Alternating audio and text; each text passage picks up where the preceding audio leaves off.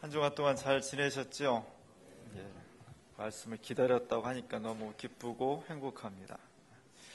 오늘 찬양이 너무 좋았습니다. 아주 잔잔한 찬양이었고, 특별히 우리 성가대원들의 뒤통수를 제가 보면서 참 은혜를 받았고, 진짜 은혜를 받은 것은 우리 성가 지휘자님의 그 신나고 행복한, 진짜인지 모르겠지만 제가 느끼기에 우리 지휘자 집사님은 주일날 이렇게 성가 지휘를 하는 그 순간이 그의 삶에서 가장 행복한 것 같다, 이렇게 말을 안 했지만 저는 그렇게 보였습니다. 정말 그 순간이 제일 행복하게 보였고, 하나님께서 정말 기뻐하실 거다, 은근 하나님께서 참 귀요미다, 그런 생각이 들 정도로 여러분들은 못 보시지만 제가 볼 때 여기서 이렇게 보면 그 성가 지휘자 하신 집사님의 그 모습이 정말 어린아이처럼 행복하고 기쁘고, 그 모습 자체로 성가 같다라는 느낌이 들어서 너무 좋았습니다. 고맙습니다. 2004년도에 영화 패션 오브 더 크라이스트라는 영화가 개봉이 됐어요. 그래서 우리나라에서 많은 사람들이 영화를 보았는데, 이 영화는 제목 그대로 그리스도가 받은 고난이라는 제목인데, 정말 예수님의 삶을 그동안 수많은 영화로 만들었는데, 이 영화는 특별하게 진짜 예수님의 고난만을 집중적으로 부각을 시켰습니다. 매 맞고 모욕당하고 채찍에 맞아서 막 살점이 막 떨어져 나가고, 그리고 진짜 예수님의 손에 커다란 대못이 막 박힐 때 피가 막 튀고 막 이런 것들이 좀 공포 영화 비슷할 정도로 막 무섭게 다가온 그런 영화였습니다. 그 영화를 보면서 예수님이 너무나 고통스러웠겠다는 마음과 함께, 또 예수님에게 폭력을 가한 로마 군인들은 정말 요만큼의 피도 눈물도 없는 마치 짐승 같은 잔인한 그런 모습을 보게 됐습니다. 사실 이 영화는 여러 면에서 1988년도에 개봉되었던 그리스도 최후의 유혹이라는 영화하고 많이 비교가 됩니다. 88년도에 개봉된 그 최후의 유혹은 신성모독이라고 해서 사실 외국에서도 반대가 심했고, 우리나라에서도 상영이 계속 연기되다가 할 수 없이 딱 하루 개봉하고 그 다음에 문을 내렸어요. 예수님이 하나님의 아들이기 전에 인간으로서 얼마나 고통스러웠고, 무엇을 고뇌했고, 무엇을 두려워했고, 어떤 유혹에 시달렸는지, 그것을 정말 인간적인 면에서 그려낸 니코스 카잔차키스의 원작이었습니다. 그래서 그 원작 자체가 굉장히 깊은 내용들을 간직하고 있고, 문학적으로 굉장히 완성된 작품이었기 때문에 그것을 영화화했을 때 굉장한 매니아층이 있었고 굉장한 반대층이 있었습니다. 그래서 작품성에서 보면은 그리스도 최후의 유혹이 뭐 이단이다, 또는 그리스도를 너무 폄하했다, 이런 그 비판에 시달리긴 하지만, 영화의 작품과 주제의 면에서 보면 굉장히 깊은 의미였고요. 거기에 비하면 패션 오브 크라이스트는 너무나 한쪽, 예수님의 그 고난당하는 것만 그냥 2시간 내내 보여주니까 작품성이나 주제 면에서는 좀 깊지 않다라는 평을 많이 받았습니다. 그럼에도 불구하고 패션 오브 더 크라이스트가 우리에게 주는 의미는 예수 그리스도가 받은 고난이 얼마나 철저했는지, 얼마나 정말 고통스러웠는지, 지금 우리는 이미 십자가가 많이 채삭화되어 있고 액세서리화되어 있고 너무 아름답게 되어 있어서, 특별히 한국교회에서는 그리스도의 고난과 십자가와 가시관이 금관으로 변해버린, 그래서 예수 믿는 것이 너무 축복과 번영화되어 있는 그런 상황 속에서 그리스도의 고난이 굉장히 관념화되어 있고 실제로 피부로 닿아 있지 않는 그런 상황에서 진짜 예수님이 받은 고난이 얼마나 고통스러웠을까, 얼마나 아픈 것이었을까. 우리가 바늘로만 찔러도 아프고 손톱밑만 찔러도 움찔하는데, 우리가 예수님의 받은 고난, 그것이 얼마나 처절하고 고통스러웠던가 하는 것을 화면을 통해서 느끼게 해줬다는 데 대해서 굉장히 중요한 의미가 있다고 생각합니다. 그리스도의 고난은 우리들 속에서 영원히 잊혀버릴 수 없는, 내가 예수를 믿는 이상 끝까지 그리스도의 고난을 붙잡고 나아가야 되는 가장 중요하고 핵심적인 신앙의 요소입니다. 그리스도의 패션 오브 더 크라이스트를 보면서 여기저기서 극장에서 막 웁니다. 저도 정말 많이 울었고요. 너무 힘들으니까, 너무 고통스러우니까 여기저기서 많은 사람이 눈물을 쏟았습니다. 그런데 그 눈물의 의미가 너무 잔인해, 너무 폭력적이야, 너무 아플 거야, 여기서만 그친다면 그 눈물은 기독교적인 의미를 깊이 담아내지는 못하는 걸 겁니다. 진정한 눈물의 의미는 저렇게 끔찍하게 채찍을 맞고 시달리고 손에 못을 박히고 피가 나고 잔인하게 사형을 당하는 그 예수님의 고난이 단지 불쌍하고 아팠기 때문이 아니라 저 고난이 바로 내 고난이어야 되는데, 저렇게 당하는 이유가 예수님이 잘못했기 때문이 아니라 내가 당한 죄를 예수님께서 대신 지고, 내가 저렇게 채찍을 맞고 내가 저렇게 못을 박아 죽임을 당할 수밖에 없는 것인데, 우리 주님이 나를 대신해서 저 고난을 당하셨다라는 그 사실 때문에 아프고 눈물이 나는 것입니다. 오늘 이사야 선지자가 예수님께서 고난당하시기 500년 전에 아주 중요한 메시아의 모습을 우리에게 들려주었습니다. 사실 기독교 복음의 가장 핵심은 오늘 이사야 57장 5절 6절에 담겨져 있습니다. 5절 6절에 보면 그가 찔림은 우리의 허물 때문이다. 예수님이 채찍을 맞고 가시관을 쓰고 창에 찔리고 마침내 손과 발에 못이 박혀서 인간으로서는 감당할 수 없는 그 끔찍한 고난을 당한 것이 예수님이 죄를 지었기 때문이 아니라 사실은 내 지은 죄 때문에 그런 것이다. 그의 육체가, 그의 정신이, 그의 영혼이 갈기갈기 찢겨지고 상처받은 것은 바로 예수님이 잘못한 것 때문이 아니라 내가 죄를 지었기 때문입니다. 사실 이 고백이 기독교 신앙의 전부인 겁니다. 기독교 신앙은 예수 그리스도의 고난과 부활이 나와 무관한 것이 아니라 바로 나 때문에 그렇게 되었다는 이 연관성을 얼만큼 철저하게 내 삶 속에서 체험하고 고백할 수 있느냐가 중요한 겁니다. 그 신앙이 날마다 천국을 바라보는 타계적인 신앙이든 아니면 인간 내면을 돌보고 치유받는 개인적인 신앙이든 아니면 사회 구조를 완전히 공의로운 모습으로 변혁시켜 나가는 사회 참여적인 신앙이든 무엇이든지 간에 그리스도의 십자가와 부활이 나와 멀리 떨어져 있는 것이 아니라 바로 나 때문에, 나를 위해서 그렇게 밀접하게 내밀하게 연관되어 있다는 것, 그것을 우리가 어떻게 뜨겁게 고백할 수 있느냐가 가장 중요한 요소가 되는 겁니다. 특별히 진보적인 신앙을 가지고 있는 교회와 그리스도인들일수록 이 고백이 그리스도의 십자가와 내 죄와 내 용서와 나의 삶과 하나로 되어 있다는 이 의식, 그래서 그리스도의 고난이 단지 예수의 고난이 아니라 바로 나 때문에 이루어진 고난이라는 것을 철저하게 인식하고 몸으로 삶으로 느껴야만, 그래야만 기독교가 진정한 복음의 능력을 간직할 수가 있었던 겁니다. 우리는 지난 주간에 우리 고 김영순 권사님 장례를 같이 치렀습니다.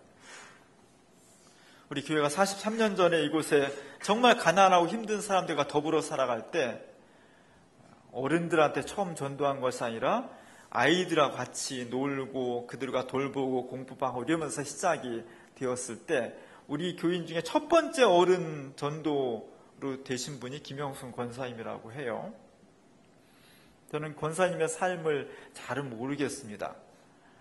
제가 왔을 때는 이미 연세가 많이 80 정도 되셨고 올해 82이셨는데 하나님의 부르심을 받으셨습니다.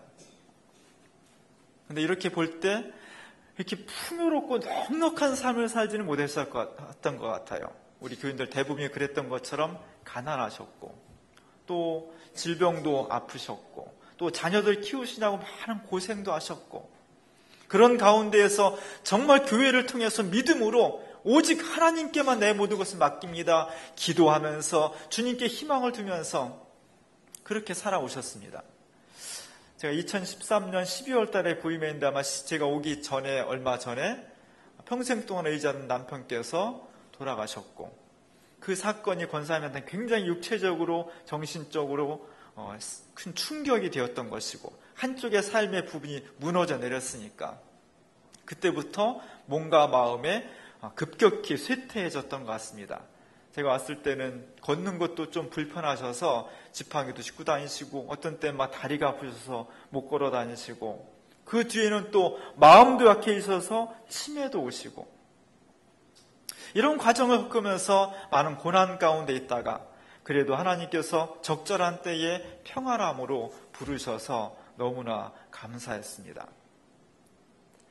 우리 김영순 권사님 가지고 있었던 아픔, 가난, 질병, 그분이 간직하고 있었던 믿음, 소망, 이런 것들이 한 개인의 삶인 것만은 아닌 거죠. 개인의 삶이지만 우리는 그 속에 그의 아픔과 고난과 희망과 믿음이 다 우리 가운데 아주 긴밀하게 연결이 되어 있는 겁니다. 누군가가 삶에 실패하고 고난을 당했다. 그것은 그 사람의 개인의 문제가 아니라 우리는 그 실패와 고난 속에 음으로 양으로 다 연결이 되어 있고 책임이 있고 거기서 관계되어 있는 것이 세상의 이치인 겁니다. 마찬가지로 또 누군가 성공을 했다. 누군가 크게 번영을 했다. 그것은 나 혼자 이룩한 것이 아니라 그 속에는 나와 관계된 보이는 보이지 않는 수많은 사람들의 기도와 헌신과 희생, 그들의 봉사, 그것이 다 연결이 되어서 나의 삶을 이루고 있다는 것. 그것이 우리가 바라보는 인생과 세계를 바라보는 관점입니다. 우리 이 점을 정확히 인식하고 있어야 됩니다. 예수 그리스도의 고난이 2000년 전에 유대 땅에서 한 번 사건으로 끝난 것이 아니라 오늘 내 인생과 역사 속에서 아주 촘촘히 연결되어 있듯이 오늘 내 옆에 있는 사람의 삶과 죽음, 실패와 성공은 단독으로 떨어져 있는 것이 아니라 모두가 다 깊이 연관되어 있다는 것. 그것이 바로 기독교 신앙이 되는 것입니다. 제가 여러 번 말씀드렸지만 도스토옙스키가 쓴 까라마조프가의 형제들, 도스토옙스키는 1881년도에 죽었습니다. 61살에 1880년도 죽기 1년 전에 까라마조프가의 형제들이라는 장편 소설을 썼습니다. 나도 정말 60세 저런 거 쓸 수 있을까? 모든 세계인들이 부러워할 정도로 어떻게 저렇게 깊이 있는 주제들을 다룰 수 있을까? 여러 가지 주제를 가지고 있는데 그 중에 중요한 것은 이 까라마조프가의 세 아들을 중심으로 이야기를 엮어나가는 거거든요. 맨 왼쪽에 있는 큰 아들은 굉장히 격정적이고 감정적이고 욕망을 중요한 그런 타입이고, 가운데 있는 막내 아들 알료샤는 굉장히 종교적인 인물이에요. 기독교 신앙을 가지고 있는 인물이고, 맨 왼쪽에 있는 두 번째 아들 이바는 굉장히 합리적이고 샤프하고 지성인이고 이런 서구의 그 지식인들을 상징하는 겁니다. 저 책에서 중요한 대립각은 종교적인 인간의 셋째 아들 알료샤와 서구의 합리주의를 대표하는 두 번째 이반의 대립입니다. 인간을 어떻게 볼 것인지, 세계를 어떻게 볼 것인지, 우리 인생과 역사와 세계가 기초하고 있는 기본 원리가 무엇인지를 가지고 둘이 대립을 하는 거예요. 굉장히 중요합니다. 서구의 많은 사람들, 서구의 지성인들을 대표하는 두 번째 아들 이반은 이 땅의 역사와 인생은 무엇에 기초해 있냐? 힘없는 사람들, 눈물 흘리는 사람들, 그들의 고통과 아픔, 노동, 땀 이런 것 위에 인간 속에 이 지구라는 역사가 기초되어 있다. 이것이 19세기 서구 유럽 사회 지성인들의 사상이었습니다. 특별히 사회주의를 통해서 그런 사상이 확산되고 있었고, 거기에 반해서 알료샤는 그것이 소중하지만 진정으로 우리의 개인의 인생과 역사가 기초하고 있는 것은 죄가 없음에도 불구하고 십자가 달려서 기꺼이 고난당하고 죽으신 예수 그리스도의 사랑과 용서, 여기에 모든 개인과 인류와 역사가 기초에 있다. 이것은 수백 년 동안 내려오는 치열한 세계관적 싸움이에요. 대단히 중요한 싸움입니다. 어떤 것보다도 저는 개인적으로는 민주화, 인권, 통일운동보다도 저는 이 싸움이, 이 투쟁이 근원적이고 더 중요하다고 생각해요. 우리가 인생을 바라볼 때, 역사를 바라볼 때, 사회를 바라볼 때 하나님 없이 인간의 삶 위에 기초한 것이냐, 아니면 그 모든 것의 밑바닥 속에 예수 그리스도의 십자가의 보혈과 용서와 사랑이 기초에 있느냐, 이 관점은 대단히 중요한 거예요. 저는 우리 주민교회가 사회 정의를 위해서, 민주화 인권을 위해서, 우리 남북한의 통일을 위해서, 생태계를 위해서 열심히 싸워야 됩니다. 그리고 동시에 그 모든 것의 기초에는 우리 인간의 모든 죄와 역사의 모든 죄를 지고 십자가 들려 죽으신 예수 그리스도에 대한 뜨거운 신앙 고백, 그 사랑이 민주, 인권, 평화, 통일, 생태, 이 모든 것의 기반에 있다는 것을 절실히 인식하고 그 싸움에 십자가의 전사로 나서는 것, 그것이 제가 가지고 있는 주민교회에 대한 기도의 내용입니다. 중요한 것은 하나님께서 우리와 역사를 구원하시는데 왜 꼭 고난을 통해서인가? 전능하신 하나님께서 십자가라는 과정 없이 그냥 축복 주시고 그냥 부활케 하고 그냥 생명을 구원할 수는 없는 것이었을까? 사실은 그런 의문이에요. 전능하신 하나님인데 왜 꼭 고난을 관통해야 되는지. 아마 기독교 복음에서 십자가가 없었다면 기독교는 아마 훨씬 더 많은 사람이 찾아왔을 거예요. 예수님 당시에도 수많은 젊은 사람들과 지성인들이 찾아왔지만 그에게 남은 사람이 있고 예수님을 떠난 사람이 있습니다. 떠난 사람의 대부분은 내가 정말 나를 믿으려면 내 십자가를 지고 나를 따라와야 된다. 십자가라는 것이 2000년 동안 수많은 사람들에게 걸림돌이 되었던 겁니다. 만약에 십자가만 없었다면, 그리고 예수를 믿는 것이 그냥 축복과 영광만 있었다면 지금보다 훨씬 많은 사람들이 예수를 믿었을 거예요. 그럼에도 불구하고 기독교 복음에서 결코 포기할 수 없는 것, 결코 주저앉을 수 없는 단 한 가지는 구원은, 복음은 십자가를 통해서만 온다는 것. 한국교회는 사실 이 유혹에 많은 교회가 넘어간 겁니다. 우리 한국교회의 크고 대형 주류 교회가 이 유혹에 넘어간 겁니다. 그 결과가 오늘 90년대 이후로 한국교회가 무섭게 무너져 내려가고 있는 중요한 원인이 되고 있는 겁니다. 왜 꼭 십자가가 필요한가? 왜 십자가 없이는 구원이 안 되는가?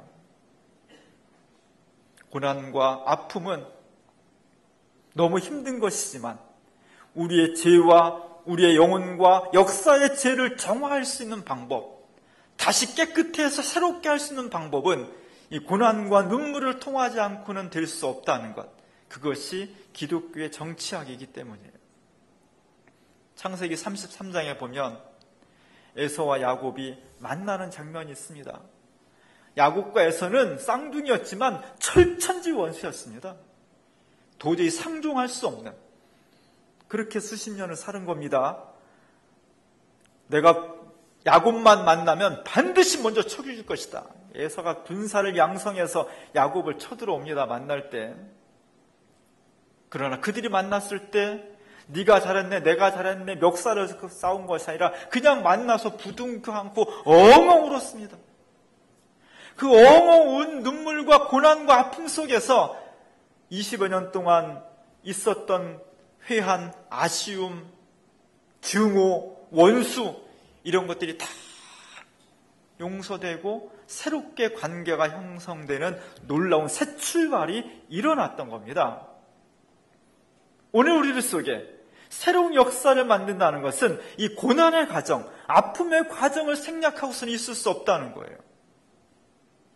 고대 그리스에서는 TV도 없었고 언론도 없었으니까 가장 재미있는, 가장 중요한 문화가 연극이었습니다.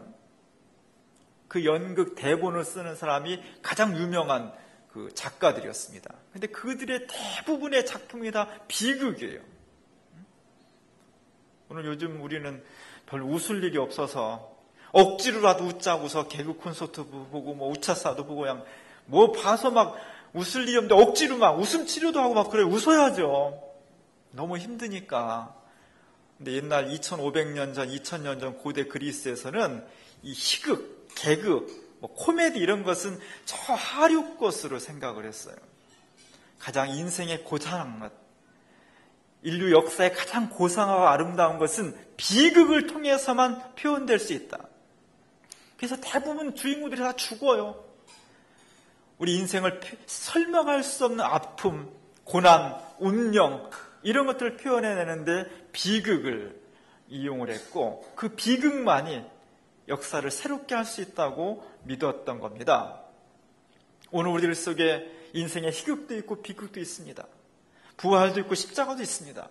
그러나 정말 중요한 것은 우리가 새롭게 되고 역사를 구원할 수 있는 그 과정에서 십자가를 지켜놓을 수 없다는 것, 고난과 아픔의 과정을 비켜갈 수 없다는 것, 내가 상함받고 내가 찔리고 내가 고통받는 모든 것들이 다 예수 그리스도의 고난과 연결되어 있다는 것. 부모가 아무리 자식을 사랑한다고 해서 내 자식이 강도질을 했는데 내가 너무 사랑하니까 제가 대신 받겠습니다. 아, 그렇군요. 그렇게 하지 않습니다. 합리적인 사회일수록. 왜?